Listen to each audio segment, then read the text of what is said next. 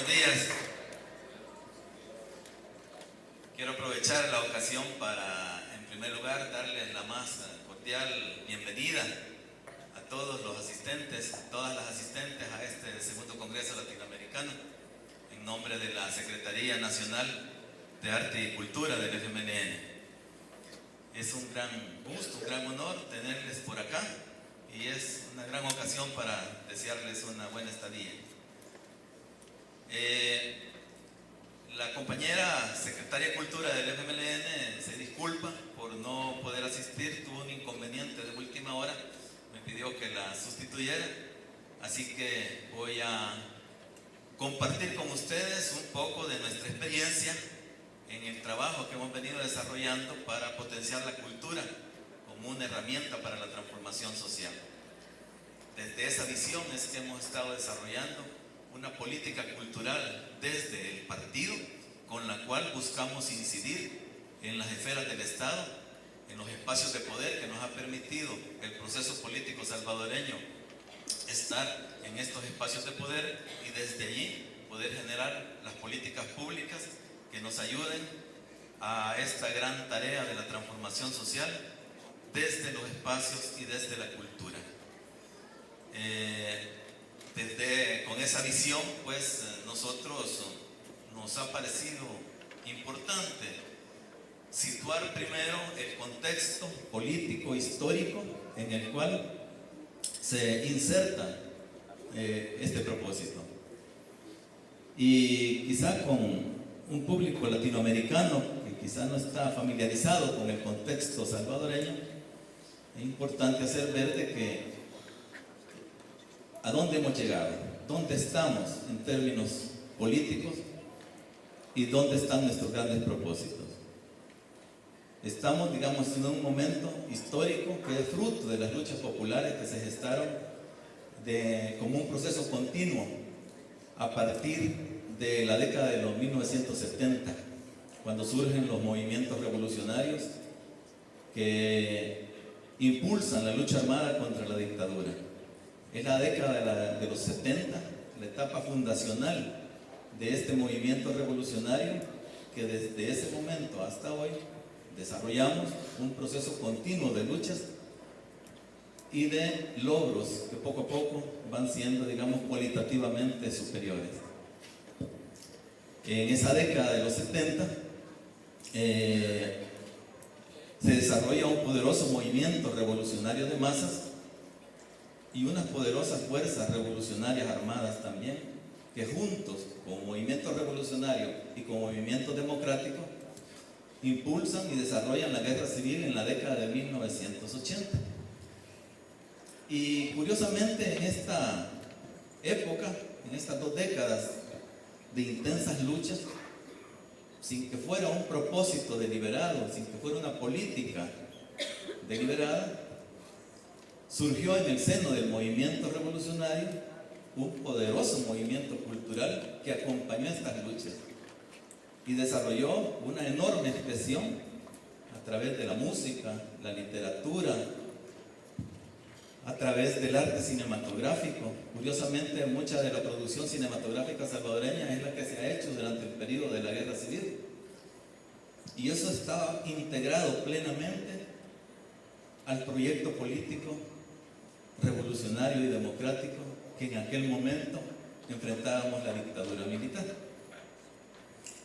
Y es así como, digamos, a partir de este gran esfuerzo en la construcción de los instrumentos de lucha, fue posible la conquista de los acuerdos de paz.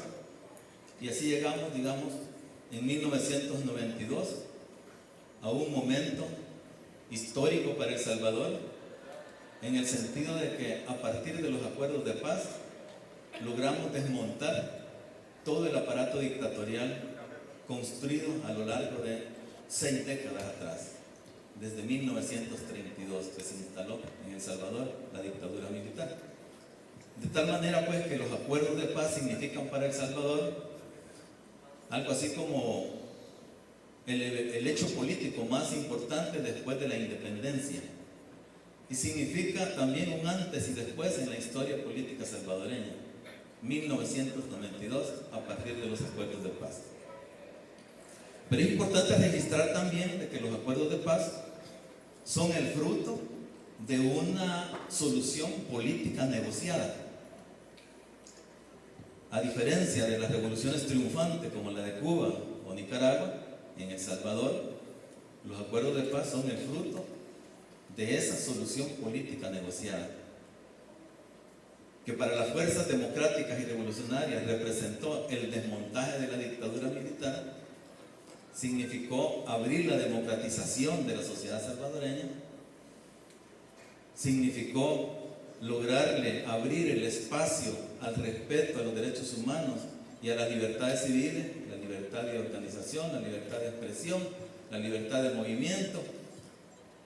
Y con los acuerdos de paz se desmonta toda la estructura dictatorial con la cual las clases dominantes habían venido gobernando El Salvador. Pero también, en tanto una solución política negociada, también las fuerzas oligárquicas logran implantar a partir de entonces, en un marco de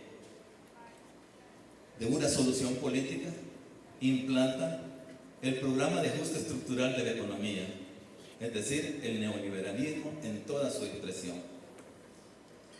El neoliberalismo no lo podían desarrollar en El Salvador en un contexto de guerra, y por eso también los sectores dominantes tenían el interés de pactar la guerra para poder implementar su modelo neoliberal. Los acuerdos de paz también significaron terminar con la parte armada del conflicto, pero no el conflicto, y se traslada, digamos, el conflicto en la lucha política al escenario político electoral. De tal manera, pues, que hay una continuidad en las luchas populares. Al pasar, digamos, de las formas de impulso de luchas armadas al impulso de la lucha político-electoral en un nuevo marco de reformas constitucionales y en un nuevo marco de democratización de la sociedad y en un nuevo marco de desmontaje de los aparatos militares que permitían el ejercicio del poder como lo habían venido haciendo por tantas décadas los sectores dominantes. Y es así como en el ejercicio de la lucha electoral el FMLN conquista por primera vez en la historia de El Salvador un gobierno de izquierda en el año 2009, que 3 años después logra ser conquistado nuevamente con el profesor Sánchez Serén, Salvador Sánchez Serén, el actual presidente, y así es como en el momento actual el FMLN está, digamos, en un segundo periodo en el gobierno de la República. Eso es histórico para El Salvador. Un presidente que fue el miembro de la Comandancia General del FMLN es ahora presidente y comandante general de las Fuerzas Armadas. Y en ese sentido, el momento histórico que vive El Salvador es un momento histórico que nosotros lo identificamos como un momento de disputa de la hegemonía, no solo política, porque políticamente hemos venido conquistando numerosos espacios en la Asamblea Legislativa, en los gobiernos municipales y ahora en el órgano ejecutivo, sino que es la disputa de la hegemonía cultural e ideológica. Nunca antes en la historia de las luchas populares del pueblo salvadoreño había estado en disputa esto. Y es justamente a partir de lograr un avance en las correlaciones de fuerzas políticas que hoy se nos abre la posibilidad de disputar la hegemonía cultural, la hegemonía ideológica, y no solo en los aspectos políticos. La hegemonía es algo que va mucho más allá de un asunto de correlación de fuerzas. La hegemonía cultural es algo que tiene que ver con la disputa de los imaginarios, con la disputa del sentido de la vida, con la disputa de la memoria histórica. Si algo tiene, digamos, en esencia, la memoria histórica, que es un escenario de disputa política. Y a partir de esa disputa, nosotros tenemos la posibilidad en el presente de volver relevantes cosas para el futuro.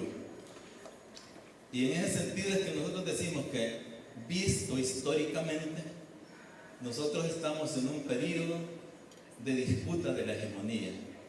Y así es donde buscamos entonces enfilar los esfuerzos a través de las políticas culturales que como Secretaría de Cultura del FMLN buscamos impulsar, y que en esta ocasión, estando en el órgano ejecutivo, en la Presidencia de la República, pues se plasman en un programa de gobierno que nosotros le damos en llamar el eje 9 del programa, que es el que tiene que ver con la política cultural que se espera implementar, impulsar, cumplir a lo largo del quinquenio del gobierno actual, que lleva año y medio instalado en este momento. De tal manera pues que nosotros entonces estamos buscando aplicar una serie de contenidos de esta política cultural en el Estado, que nosotros le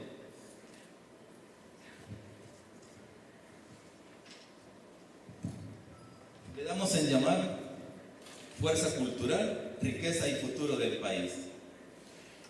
Eso está aquí, esto lo pueden obtener ustedes en cualquier momento, ¿verdad? Aquí está nuestro compromiso, digamos, como políticas culturales en el gobierno. Pero me gustaría hacer unos énfasis al respecto, ¿verdad? Nosotros nos estamos planteando la transformación cultural, que la transformación cultural y creadora es la sustentación esencial de los cambios y procesos que El Salvador debe seguir experimentando en su marcha hacia un futuro próspero con educación, salud y felicidad. Es decir, El Salvador vive un proceso histórico de cambios. Y en el programa de gobierno lo que se está planteando, la profundización de esos cambios. Y en ese sentido, la política de Estado para el desarrollo cultural deberá contribuir a que la población asuma la cultura como un derecho, como un factor inherente y un pilar fundamental del desarrollo humano.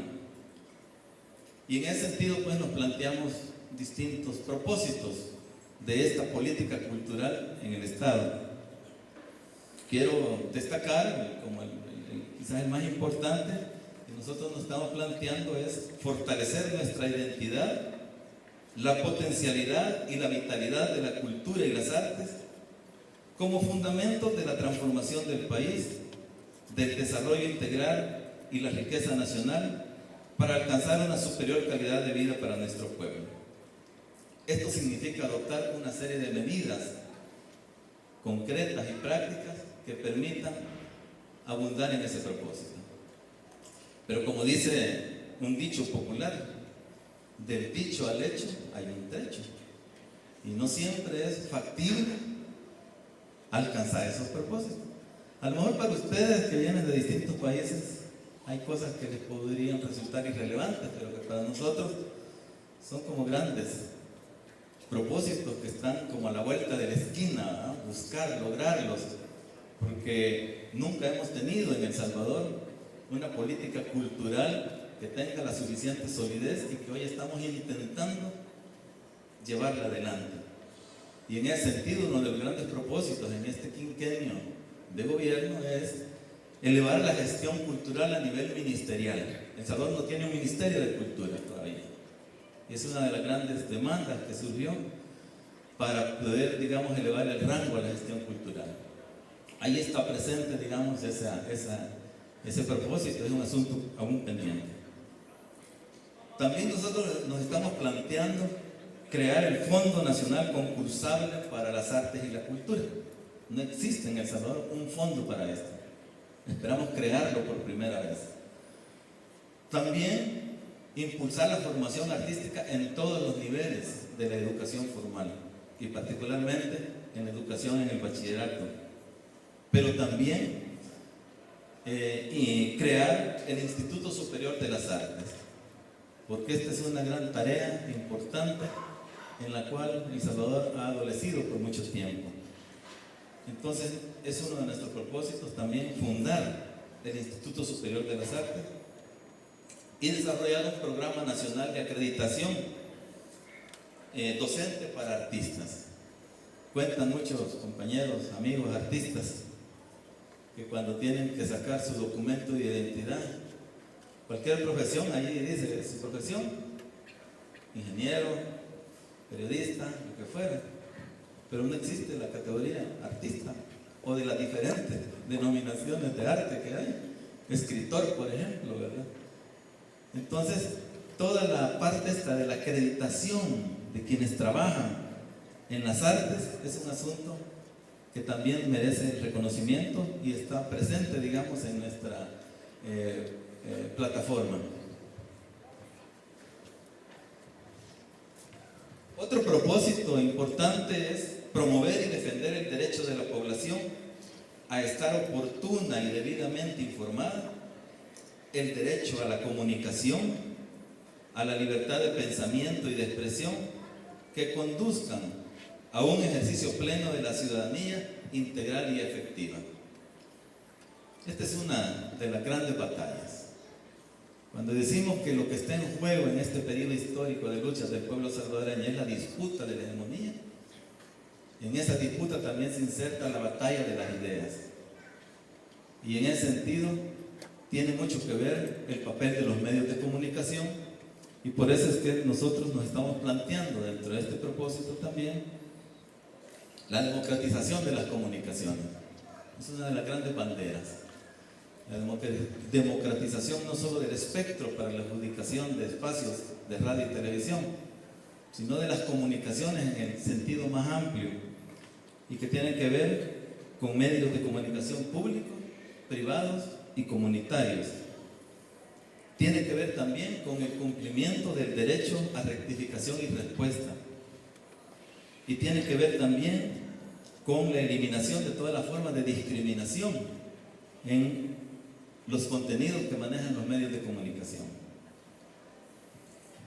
También nos estamos planteando en esta plataforma programática garantizar la plena libertad de conciencia, espiritualidad y religión que defiende este gobierno como un derecho inalienable de todo ser humano desde el carácter laico del Estado. Nosotros queremos reivindicar el carácter laico del Estado. Es una de las conquistas que vienen desde la independencia y que de repente ese carácter laico en el Estado se ve vulnerado. Cuando nosotros nos planteamos, digamos, esta plataforma programática en los asuntos culturales, lo hacemos, les repito, desde esta perspectiva de que estamos en un proceso histórico de cambios, de que estamos en la disputa de la hegemonía como un asunto que no es exclusivo de correlación de fuerzas, pero se conquista con correlación de fuerzas. Es decir, disputar la hegemonía es también un asunto que con la construcción de correlación de fuerzas nosotros podemos alcanzarlo. Y en ese sentido creemos de que es una tarea de largo plazo, no es una tarea de corto plazo, que si bien es cierto, vivimos un periodo histórico de cambios, pero lo que está en juego a largo plazo es un cambio de época. Y es justamente eso lo que creemos, que la cultura es la herramienta que nos puede permitir dar ese gran salto de calidad en nuestros procesos históricos de lucha. Y para finalizar quiero parafrasear una frase vietnamita que para nosotros se nos convierte como en un propósito: liberar las energías creadoras del pueblo organizadamente. Así que muchas gracias, bienvenidos, y aquí estamos a la orden.